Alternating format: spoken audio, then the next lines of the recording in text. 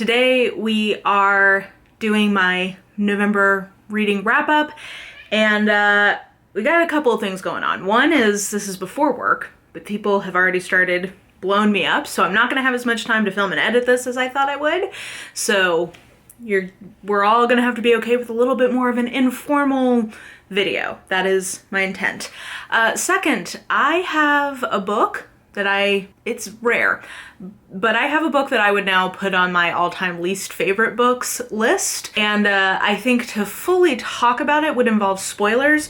So I'm gonna do my disappointments at the very end of the video, and then I will say goodbye, and then I will talk about the spoilers in question for those who wanna know. But that way, you know, if you don't want spoilers, you won't get them, but if you do want spoilers, it will be there. So we're gonna have a little bit of a spicy video, I guess, at the end, and we're gonna be doing things a little bit differently than we normally do, but you know, variety is the spice of life. So, also, Marple is losing her mind this morning. I don't know why, but you'll hear her meowing as if she has, I don't know, been horribly abused or something has been taken away from her, and neither of those things are the case, just so you know.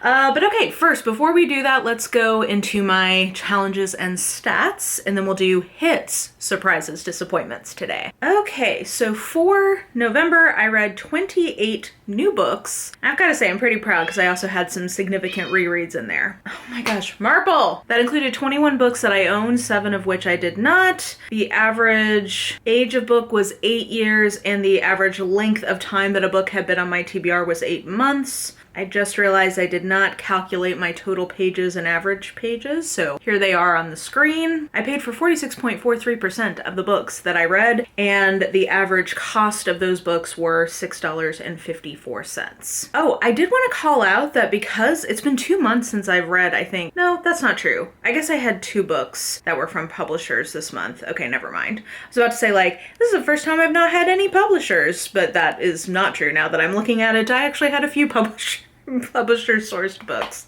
That's so rare that I was going to call it out, but my call out was a lie. And then in terms of genre distribution, I definitely got on a little bit of a speculative romance kick this month, which we'll talk about in the surprises category, but I also read a lot of mysteries, and then a sprinkling of fantasy, a bunch of different kinds of nonfiction since it was Nonfiction November, and, you know, little sci-fi, and that kind of rounded things out. Rating-wise, you will see that I did have some big disappointments for the month, and that I had a lot of things that were just fine. So my kind of peak of the bell curve was in the 3-star range, which is like a B. And I have to say, it's funny looking at this because my average rating was 3.1, which is one of the lowest of the year. But when I'm thinking about the month, I'm like, oh, I read so many things I loved. So I had some big hits this month. I just also had some big disappointments that kind of counterbalance them.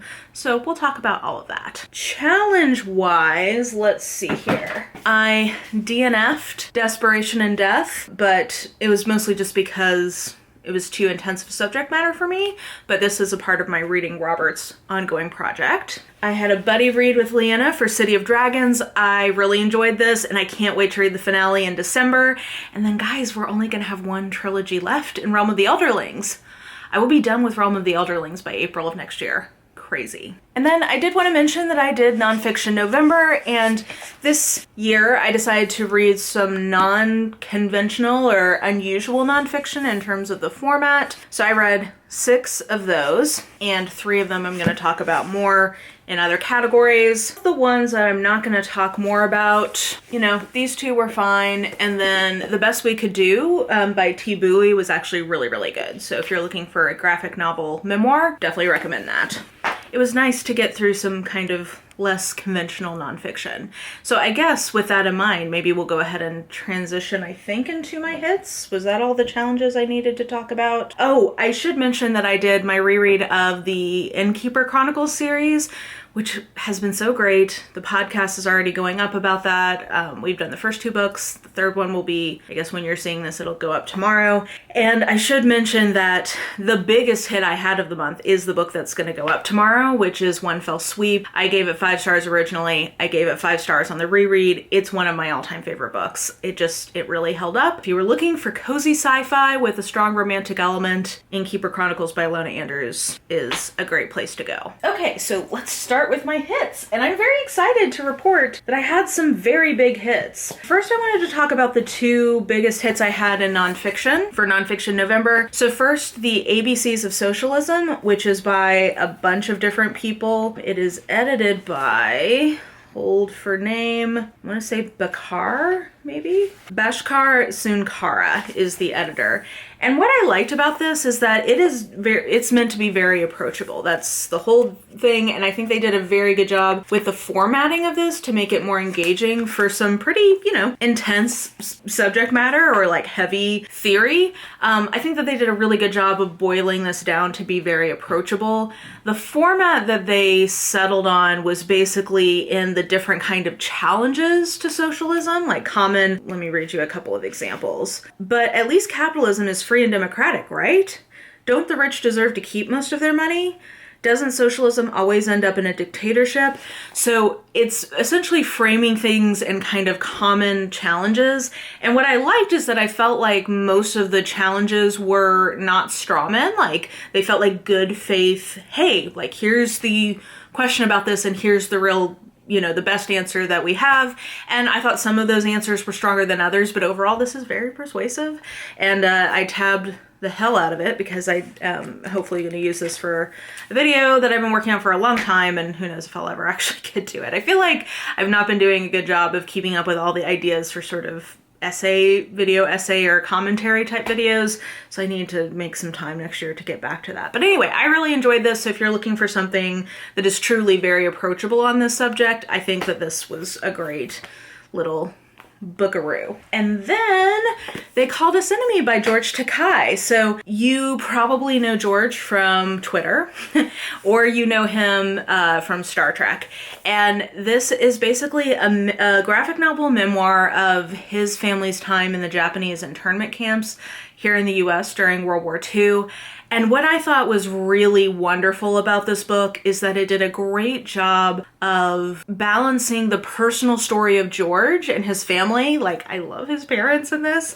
It did a great job of balancing that with the bigger kind of like macro story of discrimination, particularly against Japanese people, obviously during World War II, but then also, talking about his time on Star Trek, talking about his experiences as a gay man and a gay person of color. I just thought that this was really, really well done. I think Ashley from Bookish Realm was the one who really recommended this and pushed me to read it. And I'm very glad for that recommendation because I thought that this was really excellent. Not the best graphic novel memoir I've ever read, but definitely a hit and definitely my favorite from Nonfiction November. Okay, and then I had 2 4.5 stars, guys, and I loved both of these. One of which I understand why a lot of people like it.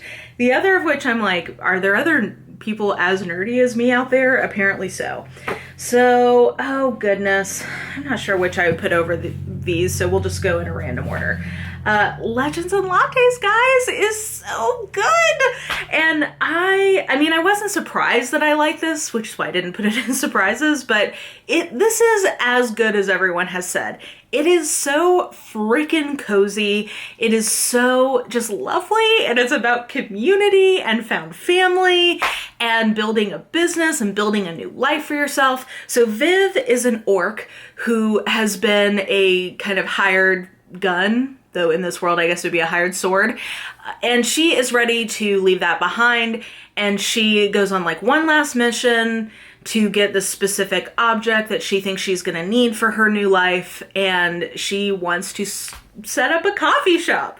And I thought that was very adorable. The whole, it's gnomish technology, it's a gnomish drink, and nobody in this, Ye Fantasy Dungeons and Dragon Town has ever heard of it before. But she's, creating this coffee house, and it's about the people she meets along the way. I love this. I could not stop smiling. It was just so good and so cozy, and I want more in this world. And what's his name? The little baker, Ratkin man? I can't remember his name. Thimble? Guys, I can't even explain to you how I felt about Thimble. I loved him. This was so good. Definitely, if that sounds appealing to you at all, pick this up because it is as good as everyone has said it is. And I just loved it. And this just made me so happy. Another book that made me really happy was Barchester Towers. Now guys, this is so freaking nerdy. Why do people like this book so much? I think the reason they like it, my guess, is that Anthony Trollope's writing is so approachable for modern reading sensibilities. So you read some classics from the Victorian era where it's not that they're impossible to read, but it's definitely a more mannered style that is, I would say, it takes a little extra effort for you to really fully follow everything that's going on. And Trollope has a clarity to his prose that I think is very appealing to a modern reader sensibility. Not that it's not more mannered than what you would normally get today, but it's less so than I think others. And I just love this because of the nerdy church politics element of this. So basically, this truly is a follow-on to The Warden, so I'm really glad I read The Warden, and this is continuing the church politics themes from The Warden, but from like a different angle. So we have the Proudies who have come to town, and the new Archbishop Proudy is controlled by Mrs. Proudy, and they are what is called Low Church, and I would say that they are not, like, they seem to be evangelicals. And so they're like this new faction coming in, and there's the old faction who we already knew, which is like Mr. Harding and the Grantleys. That's the high church element. So the reason I love this is because when I was in grad school, part of what I did was teach Christian church history. And this was always one of my favorite eras to cover, or topics to cover, because the dynamics between the two is so interesting, and seeing the development of evangelicalism in this period is so interesting, particularly in the British versus US context, because in the British context, now this is also true in the American, but different ways. So in the American context, evangelicalism becomes very associated with good works in the sense of suffrage and prohibition. Those are kind of like the two social topics that they're very embedded with. Whereas in England, it's more so, well, so controversially, I had a professor who would argue that actually feminism is in large part rooted in the evangelical British movement of that time, because it was women doing all of these acts of good works and being like, if we can do this, why can't we vote? Like, there was a very strong belief in this era that women, like among evangelicals, there was definitely a thread of like, men are kind of awful. That's why they have to go out and like sleep with prostitutes. Like, they have like a baser nature, and women are more intrinsically spiritual, which is what makes them more inclined to do like good works. And so we see a lot of women organizing around relief for the poor, all that kind of stuff. So it's not what you would stereotypically associate with evangelicals today. It had a lot to do with social justice. So it's very interesting to see Mrs. Proudy and kind of how she factors into some of that, and thinking through the author's attitude towards some of the things that the evangelicals in this book represent versus how the high church folks are portrayed. And they are much more, well, I don't want to make generalizations, because I was at one point thinking, and now I'm kind of bitter I didn't, but I ended up writing a paper about European different churches' reactions to the Holocaust. So I'm glad I wrote that paper. But I thought about writing a paper about Trollope and contrasting his attitudes toward church stuff to George Eliot, but I didn't end up writing that, and I'm kind of sad I didn't. So I would need to do some more research to find out exactly what his beliefs, his like specific beliefs were, but he seems to be, in the narrative at least, favoring the high church folks, and it's kind of in contrast, I think, to some of the things that we might stereotypically value today as a part of, being in a progressive society, or like in contrast to where they were at this point. So I thought all of that was very interesting, because Mrs. Proudy is a real piece of work.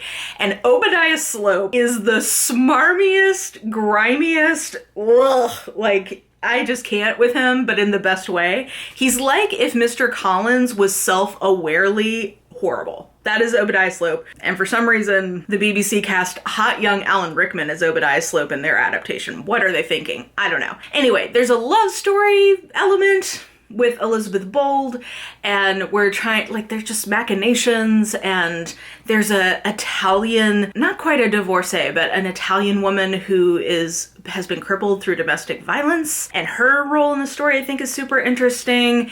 And then there's the Quiverfuls, who have a bunch of children, so that's interesting in terms of the Quiverful movement.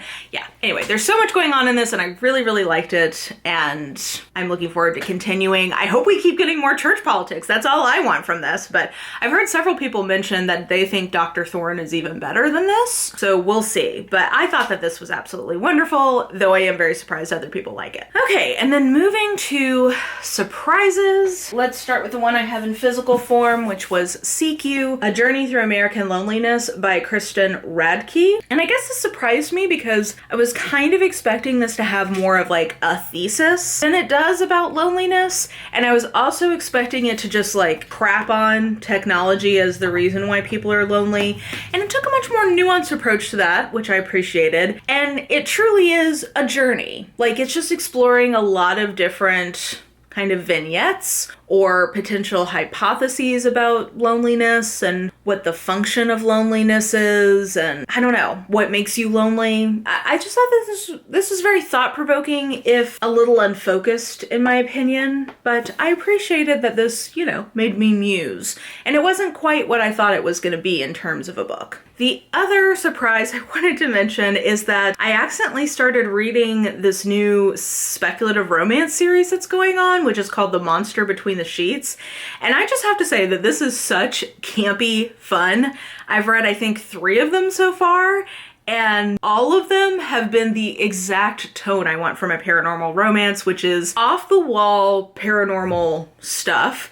So, for instance, I've read one with an electric power guy, I've read one with a gargoyle, and I've read one with a minotaur. There's orcs. There's all kinds of off-the-wall paranormal creatures, which I am here for. And I was surprised at how much I love this. The Honey Phillips one was definitely my favorite so far, which was called Extra Virgin Gargoyle, which as a pun name is top tier, and I salute. But I wasn't expecting to find this little, very short, they're basically short stories, that I'm connecting with so much. Just so much fun, a surprise, and a delight. Okay, so we have come to disappointments, and I'm looking, I think I have enough time to get through this. So I'm not gonna have time to weigh my words as much as I might in a different context, but I'm just gonna let her rip. Hopefully you guys like it when I just let her rip. Okay. Disappointment number 1. Daughter of the Moon Goddess, guys, by Sue Lynn Tan. Now, this cover is gorgeous. This felt like it was going to be like a potential favorite of the year, so I was very excited. And it just didn't give what I wanted it to give. It is an adult novel that reads very YA, and I'm trying to be like nice about this. It's a debut. So if I was measuring, I went into this expecting it to be a 4-star. I would say my reading experience was closer to a 2 or a 2.5. And I'm giving it a 3 because it is a debut, and I also want to like offset for some of my maybe too high of expectations. But the problem I have with this is that character development, who is she? There is none. And I tend to be somebody who is very much a character reader in sci-fi fantasy. So for this to be so flat character-wise was a disappointment. It's also paced so oddly. It's so much happens. It just moves so quickly, and I just don't feel like you get any time. Like, it's unusual for me to complain about that, right? Like, I tend to be somebody who thinks books are too long rather than too short. I tend to feel like, come on guys, edit this. There's just not enough happening. Let's get moving. So I feel weird that that's my complaint, but I just think that so much happens that you don't get any time to absorb the impact to it. And when you couple that with the fact that it feels like the characters, particularly our main character, isn't growing or changing really, it just feels very much telling rather than showing, which might be intentional because there is sort of a mythical or fable-like quality to this. And I should say that the world building I really, really loved. And I mean, like, the imagination of it I thought was great. I like fantasy stories that incorporate mythological elements, so I thought that was cool. It always makes me go and like look up the original one, which is fun. And then I also liked a lot of the the non-dialogue writing I thought was great. I really like the writing itself, but I would say the structure, the dialogue, and the pacing of the plot really let me down. So I ended up at a 3-star with this because I think some of this was my expectations being too high because this has been so hyped up this year. But yeah, I didn't think it was all that in a bag of potato chips. I felt like it was just okay. It was fine. I'm not going to continue in the duology, and I may come back to the author at some point if I get indications that some of my problems have been addressed in future books. Moving onwards.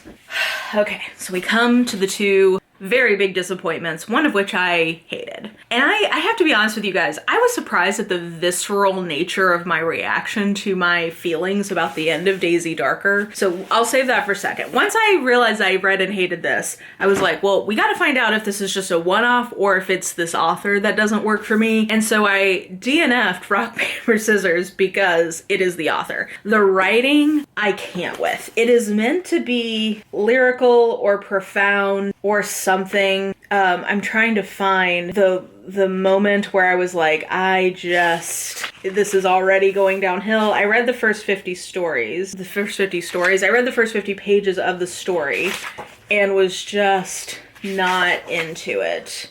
Okay, I don't have time to find this. So anyway, I'm struggling to find the line that I should have marked it because I was just like, I cannot. With this writing, it was not just my problem in Daisy Darker, where she keeps saying things that are meant to be like angsty, profound. Like, I think it's meant to set a mood or be lyrical, and I'm just like, this is overwrought BS. I cannot with this. So anyway, I wasn't into the writing, so I read the first 50 pages and was like, I'm gonna DNF this. But I wanted to see, the other question I had was, are all her endings horrible? Or was it just Daisy Darker? And so I skipped forward to the ending, and the ending of this book is also terrible. It didn't evoke the same response because I hadn't read the full book, but I was like, okay, so she just, for my taste, writes horrible endings and has horribly overwritten, overwrought prose. So I DNF'd this after my experience with Daisy Darker. I've already kind of told you my problems with this book in talking about Rock, Paper, Scissors, but let me just tell you. I read this whole GD book and I was furious at the end, and I literally messaged Leanna, or I posted about this on Instagram, and Leanna responded and was like, for a second I thought you were saying you like this, and I was like, oh God. And I was like, Leanna, is this how you go through life, feeling this angry about books all the time? Like, how does she manage? Like, I was literally laughing because I was like, I am so surprised at my just visceral hatred of this book. Like, I'm so surprised it very rarely happens to me. Because, like I said, the prose is overwrought, but this book has my all-time favorite trope, which is an isolated closed circle mystery or thriller. And while I did not like the writing where the characters, I was like, okay, this is plotting along. It's hitting the beats for the most part that I want. Like, I'm gonna keep reading this because this is a trope I like so much. And when I got to the ending, when I tell you the fury that I felt shocked me, it did. I so rarely give a book a 1 star because usually I can at least give it a 1.5 and say, like, you know, here's this one redeeming part of it. And the anger, the sheer just like visceral response I had to this, even if I could sit here and rationally tell you the things that were okay with about it, because I was gonna give it a 2.5 before I got to the end, are just gone in the face of my sheer just like disdain for the ending of this. So with that being said, I guess I'm trying to think of I guess I'll just say the non-spoilery problem I have with the ending is that it's literally the type of ending I would give as an example of something you should never do because it's so, in my opinion, stupid and overdone, and I'll just leave it there. So I'm gonna say goodbye to everyone, and then we'll do quick spoilers, and then we'll be done because I really have to try to get everybody to calm down over here and get my day going. But anyway, for now, let me know what you thought about any of the books I talked about. Let me know how your November reading went, and I'm done. That was the last of my books that were eligible for my end of the year list. So you guys will be seeing lots and lots of lists starting this week, I think, with my worst of the year, which this definitely made, and the best and worst series of the year. So look forward to that and all the lists like whoa coming up. So if you enjoyed this video, please like, subscribe, follow me on the social medias if you are so inclined. I have all that information listed in the description box below, and I think that will do it. I hope you're having an absolutely lovely day today, and I will just talk to you soon. Bye! Okay, are you gone? If you don't want spoilers, you need to leave. I'm about to get into spoilers for Daisy Darker by Alice Feeney. 3, 2, 1. The ending of this is absolutely no. It is so stupid in my opinion. It is, it's like, I can't believe I'm actually gonna say this out loud. The cliche of like, but she was dead the whole time. She was a ghost the whole time is literally an example I give. It's in the exact same category as it was all a dream. Like, what? I hate it so much. I hate it. I hate it. I just think it's so stupid. It is such bullshit. And it's such a cheap ending, in my opinion. It's such a coward's way out of this kind of book, and I hate it. Other people love this book. Other people really like this book. I get that this is a taste thing, but for me, I hate it. I hate it. I hate it. And that's all there is to it. Okay, thanks, bye.